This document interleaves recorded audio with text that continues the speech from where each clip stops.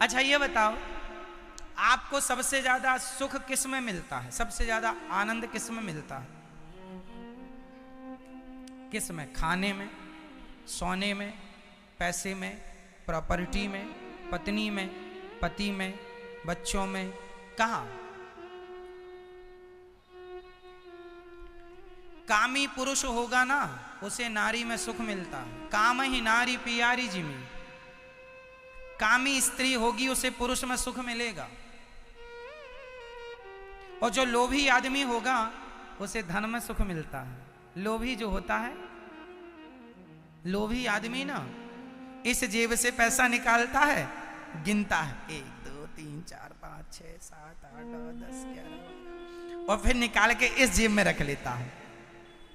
फिर थोड़ी आगे गया फिर निकाला 1 2 3 4 5 6 7 8 9 10, फिर इस जेब में फिर रख लिया। और जब दुकान पहुंचा कि कितने का दिया? 20 रुपए का। फिर निकाला 1 2 3 4 5 6 7 8 9 10, दिया, वापस दे, लिया, फिर इस जेब में रखा। वो इस जेब का उस जेब, ये लोभी है। दिन भर पैसे ही देखता रहेगा, पैसे ही गिनता रहेगा। कुछ नहीं है, वो गिनी हुई गड्डियों को फिर गिनेगा, गिने हुए पैसे को फिर गिनेगा। कभी ऊपर रखेगा, कभी नीचे रखेगा, क्योंकि लोभी है। उसको मजा आता ना छूने में पैसों को। कामी पुरुष को स्त्रियों को छूने में अच्छा लगता है, कामी स्त्रियों को पुरुषों को छूने में अच्छा, क्योंकि कामी है। काम ही नारी पियारी जिमी, लोभ ही के प्रिय दाम। जैसे कामी स्त्री को छूने में सुख मानता है, लोभी पैसे को छूने में सुख मानता है, ऐसे भक्त भगवान को छूने में सुख मानता है कि मत भगवान का दर्शन करती रहूं, करता रहूं, देखती रहूं, देखता रहूं, जहां मिले बस गोपाल जी को देखती रहूं, देखता रहूं, अपने ठाकुर को देखता रहूं, उनके सिवा किसी को ना देखूं। ये सबका अपना अपना स्वाद है। काम ही नारी पियारी जिमी, लोभ ही के प्रिय दाम। तिमि रघुनाथ निरंतर, प्रिय लाग्यो मोहि राम।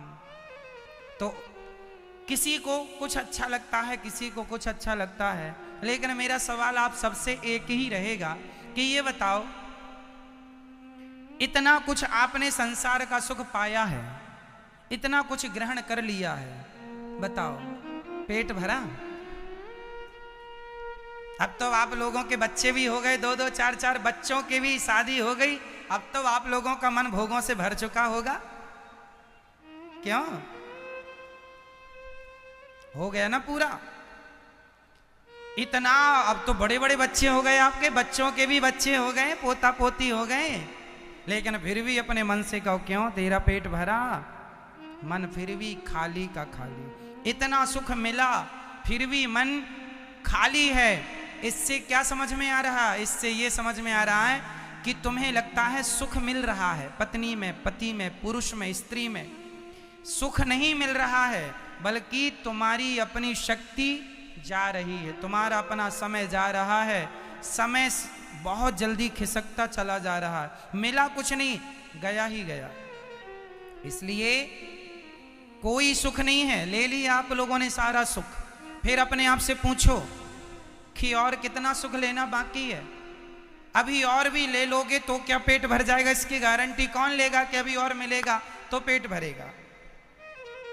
अभी मैं आपको 100 साल और देता हूं, माना कि दे नहीं सकता, भगवान देंगे देंगे तो, पर एक फॉर एग्जाम्पल माना कि यदि आपको 100 साल की उम्र और मिल जाए, आज ही मैं आपको 100 साल के लिए फिर जवान कर दूं, तो क्या उस जवानी में और उन 100 सालों में क्या आपके मन की तृप्ति हो जाएगी? जवाब दो, क्या पेट भर जाएगा? मैया बोलो, मेरी माँ, भर जाएगा मैया? नहीं। इसका अर्थ ये निकला कि ये तुम्हारा मन तुम्हें ठग रहा है, तुम्हारा मन तुम्हें लूट रहा है, तुम्हारा मन तुम्हारा सबसे बड़ा दुश्मन है। इसलिए अपने दुश्मन से सावधान रहिएगा और मन की मत मानियो, मन की ना मानियो, और मन को भगवान के चरणों में लगाकर अपना लोक और अपना परलोक बनाने की पूरी कोशिश करो कि हमारा मन सदा भगवान के चरणों में लगा रहे और एक पल के लिए भी भगवान को मैं कभी भूलूं नहीं। बोलो हे नाथ, मैं आपको कभी भूलूं नहीं। हे नाथ, मैं आपको कभी भूलूं नहीं। और क्या रखा है ऐसे रिश्तेदारी नातेदारी में, जमाने में, इसलिए ज्यादा हमें परेशानी होना और मन भोगों में बिल्कुल नहीं। लूट लेगा ये मन, खंडहर कर देगा तुम्हारे शरीर को, कुछ नहीं बचेगा। और मन पे थोड़ा कंट्रोल किया करो मेरी माँ। ये जो तुम्हारा मन आसमान छू रहा है ना, यही तुम्हें नरक ले जाएगा। कंट्रोल करो, खाने में कंट्रोल, पंचायत में कंट्रोल, भोगों में कंट्रोल, भगवान में लगाओ अपने मन को। इच्छाओं का कभी अंत किसी का हुआ है? रावण जैसे लोग मर गए, उनकी इच्छाएं नहीं मरी। आपको पता है रावण की कुछ इच्छाएं थी, कुछ दिन और रह लेता रावण ना तो उसकी कुछ इच्छाएं थी। आपको पता है रावण की क्या इच्छाएं थी? रावण की पहली इच्छा थी कि लंका से स्वर्ग तक सीढ़ी बनाना चाहता था कि आम पब्लिक भी जा सके। स्वर्ग होता तो अपन लोग घूमाते मैया, वहां भी फिर पिट्ठू होते, पीठ में माताओं को, बूढ़ी बूढ़ी माताओं को इच्छा होती तो पीठ में बैठा के ले जाते, चलो दिखा लाए स्वर्ग की अप्सराएं।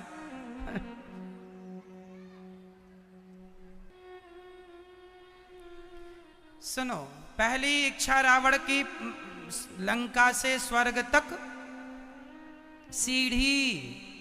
दूसरी इच्छा थी रावण की कि वो बेचारा ना आग से बड़ा परेशान था, आग के धुएं से। रावण बोल रहा था कि आग में धुआं नहीं होना चाहिए, आग तो हो, क्योंकि उसकी लंका बेचारी जहां रसोई थी ना वहां भी सोना था, तो वहां का जब जाया करता था अपनी रसोई में काला काला, रावण को बड़ा बुरा लगता, राम राम सोने की लंका काली हो रही है। उसको लगा मैं अब ब्रह्मा जी से कहूंगा कि आग हो, धुआं नहीं होना चाहिए। सोचो रावण तुम्हारे लिए कितना अच्छा सोचता था मेरी माँ, जो चूल्हा फूक फूक के माताएं काली पड़ रही थी। इसलिए रावण ने आपके हित में सोचा कि आग हो पर उसमें धुआं ना हो। अब बेचारा रावण आज के युग में होता तो उसको पता चल जाता हम लोगों ने ऐसा चूल्हा बना लिया जिसमें धुआं है ही नहीं। बेचारा रावण हमारे युग में होता, बताओ कल युग में, तो उसकी इच्छा तो पूरी कर ही देते, ये कुछ तो कर देते। आजकल तो ऐसी आग आ गई है जिसमें धुआं नहीं होता। बताओ चूल्हा, जो गैस चूल्हा है उसमें कहाँ धुआं होता? नहीं होता। कंडे ओपले लकड़ियों में धुआं होता। तो ये रावण की इच्छा थी कि टोटली धुआं ना हो। टोटली धुआं नहीं होता तो बताओ फिर किसान पराली जलाते तो उसका पॉल्यूशन नहीं होता। तो ये बहुत बड़ा संकट रावण उबारना चाहता था। तीसरा आप बताओ रावण की क्या इच्छा थी? नहीं, मैया आप रावण से कभी मिली हो? नहीं मिली इसलिए नहीं जानती बेचारी। उस जमाने का अखबार भी आपने पढ़ा नहीं होगा। रावण की तीसरी इच्छा थी कि सोने में खुशबू होनी चाहिए, क्योंकि उसकी लंका थी सोने की। तो उसको लगा कि यदि खुशबू होती तो परफ्यूम का खर्चा बच जाता। सोने की खुशबू थी, महलों में चारों तरफ खुशबू आया करती, इसलिए वो चाहता था कि सोने में खुशबू हो। तो सूंघ के पता लगा ले कि पीतल है। लेकिन क्या पता था रावण को कि कलयुग में इतनी मिलावट चल रही है कि पीतल में भी ऐसी खुशबू डाल देती, यदि होती तो वो सोने के भाव बिक जाता, क्योंकि यहां तो मिलावट है। चावल में खुशबू डाल देते हैं, चावल में खुशबू कुछ जो उसकी नेचुरल खुशबू होती है ना, वो बना ली लोगों ने, वही डाल देते हैं लोगों को, वाह वाह बड़ा खुशबू खुशबू। रावण को क्या पता था आने वाला कलयुग इतना एडवांस होगा। तो रावण की ये 3 इच्छाएं थी कि पृथ्वी से स्वर्ग तक सीढ़ी, आग में धुआं नहीं और सोने में खुशबू। लेकिन रावण की इच्छाएं भी पूरी, सोचो कि जब रावण की इच्छाएं पूरी ना हो सकी तो आपकी इच्छाएं क्या हैं वो भी बता दो, तो हम आगे उनको बताएं कि जैसे रावण की थी और ये इच्छाएं मैया की हैं। तो मैया आप लोग भी अपनी बताओ, फिर हम बताएं करेंगे ना सबको। जैसे रावण ने हमसे बता दिया तो हम रावण की इच्छा आपको बता रहे हैं, है ना मैया? ऐसे आप बताओगे फिर हम आपकी इच्छाएं भी सबको बताएंगे कि देखो लोगों की ये इच्छाएं हैं। मैया आपकी क्या इच्छा है बताओ। मैया, ओ मेरी माँ बता दो, मेरी माँ क्या इच्छा है आपकी? एक बूढ़ी मैया थी, दांत पूरे गिर गए थे, रो रही थी। हमें लगा भगवान के लिए रो रही होंगी। हमने पूछ लिया मैया क्यों रो रही हो? महाराज हमारे दांत कहीं खो गए। कहाँ चले गए? बुढ़ापे में 85 साल की मैया के दांत गुम गए। वो बनवाई थी ना 32 नकली, वो भी कोई बंदर उठा के ले गया। तो बंदर लगाएगा।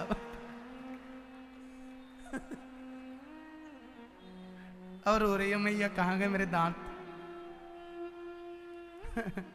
तो ऐसी इच्छाएं देखो लोगों की क्या इच्छाएं हैं। बुढ़ापे में 85 साल की उम्र में रो रही है मैया, किसके लिए? दांत के लिए। इसलिए भगवान के लिए रोना है, दांत के लिए नहीं।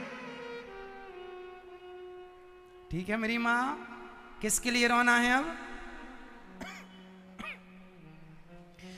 शरीर कितना भी जर्जर हो जाए, कितना भी बूढ़ा हो जाए, पर ये इच्छाएं मानती नहीं। इच्छाएं फिर नई की नहीं है, फिर जवान की जवान है। किसी की इच्छा है, एक मैया बूढ़ी, महाराज हमारी तो अब एक ही इच्छा बची है। कौन सी? कौन सी इच्छा है? 90 साल की थी। हमें लगा एक ही इच्छा होगी भगवान को पाने की।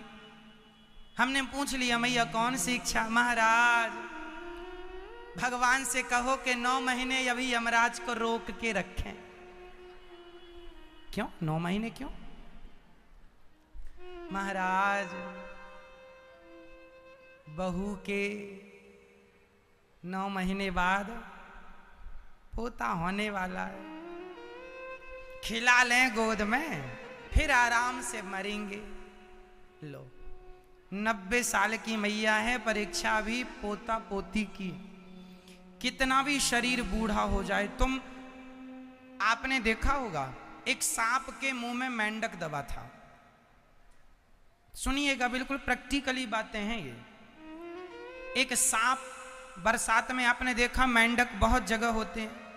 एक बरसात में सांप के मुंह में मेंढक दबा था। मेंढक आधा सांप के मुंह में चला गया था, लेकिन वहां एक कीड़ा था, तो मेंढक अपनी जीभ निकाल के उसको खा रहा था।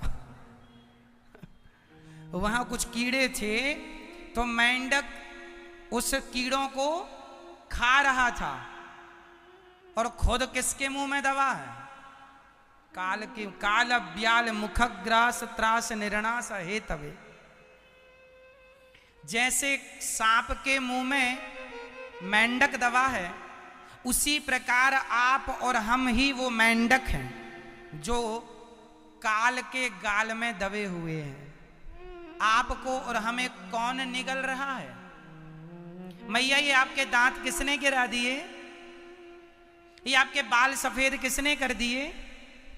काल ने। किसने किए? आपको समय ने क्या बना दिया? बूढ़ा। आप रोज काल के गाल में समा रहे हैं। काल मीन्स समय। आपने सुना महाभारत जब चलता ना महाभारत, तो एक सर्कल घूमता हुआ बोलता, मैं समय हूं।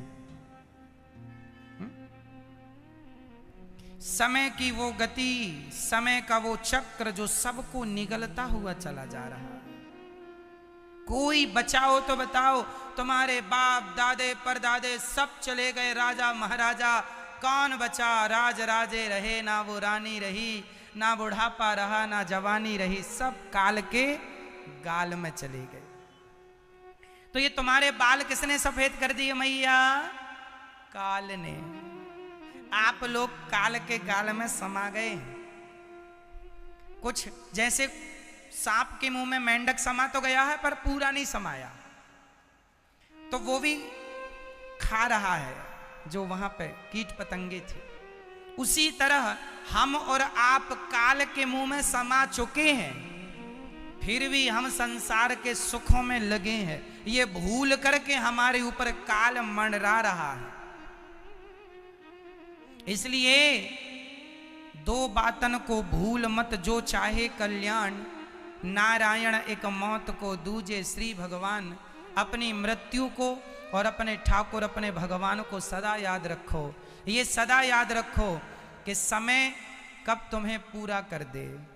अभी मैंने सुना कि एक कोई भजन गायक थे, कोई संगीतकार थे, कोई सज्जन के उनका नाम था। क्यों? वो प्रोग्राम करने गए, भजन कीर्तन जो भी गा रहे थे, भजन गाते थे, कुछ गाने गाते थे, फिल्मी सॉन्ग गाते थे, अच्छे व्यक्ति थे। पर वो गाते गाते 20 भजन बताए, टीवी वालों ने 20 भजन गाए और बस उसके बाद तो वो पसीना आ गया, प्राण रुक गए। देखते देखते प्राण निकल गए। कोई बीमारी नहीं, कोई कुछ नहीं, अच्छे खासे नाचते कूदते हंसते मुस्कुराते। प्राणों का यही है, काल के मुंह में दवा है। पता नहीं कब काल अपना गाल बंद कर ले, कब काल अपना मुंह बंद कर ले। सांसों का क्या भरोसा, रुक जाए चलते चलते। सांसों का क्या भरोसा, किसकी सांसें कब। आप ये ना समझो कि हम बूढ़े होंगे, बूढ़े होके फिर बीमार होंगे तब जाएंगे। ना जी, जरूरी नहीं है कि आप बूढ़े भी हों। वो के तो 53 साल में चले गए।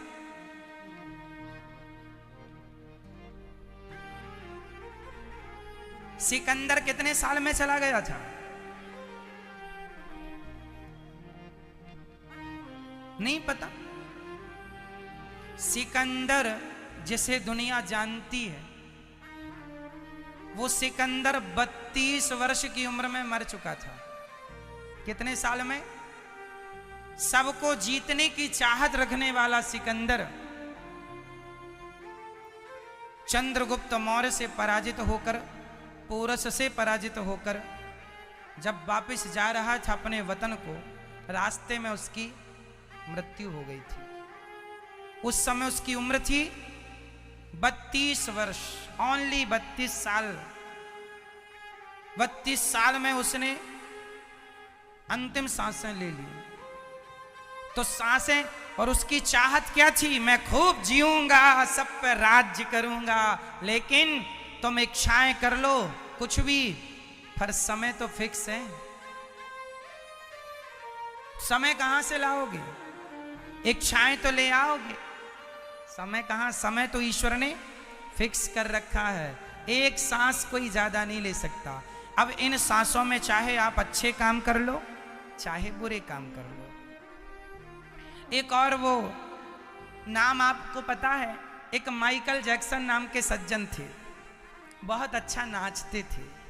नाम सुना होगा आपने, माइकल जैक्सन मैया। बहुत अच्छा नृत्यकार था, उनके जैसा भी हुआ नहीं कोई नाचने में, नृत्य अच्छा था। लेकिन अच्छा, उसकी इच्छा क्या थी माइकल जैक्सन की जानते हैं? उसके साथ परमानेंट 50 लोगों की, 50 डॉक्टरों की टीम चलती थी, परमानेंट। वो सोता था तो बगल के कमरे में 50 डॉक्टर सोते थे। वो अपनी यहाँ पर जो अधर होती है ना, ये होठ होती है ना, इस पर वो इंजेक्शन लगवाता था, इस बात के लिए कि ये सदा लाल रहे।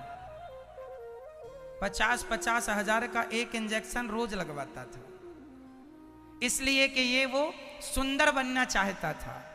वो इतना सुंदर, वो अपनी अधरों को लाल रखने के लिए इंजेक्शन लगवाता था 50 हजार का एक। उसने 10 लोगों को खरीद लिया था कि यदि मेरी किडनियां फेल हो गई तो तुम दोगे, पैसे पहले ही चुका दिया था।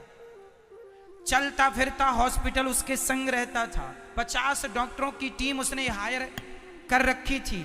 सपना था कि मैं 100 साल तक मरूंगा नहीं। जो खाता था, इस धरती का सबसे बेस्ट, जो प्रधानमंत्री और बड़े बड़े राष्ट्रपति भी ना खाते हों, वो माइकल जैक्सन खाता था, बेस्ट से बेस्ट। डॉक्टर पहले उसके खाने को 50 बार चेक करते थे, कोई बैक्टीरिया तो नहीं, कोई वायरस तो नहीं, कोई बीमारी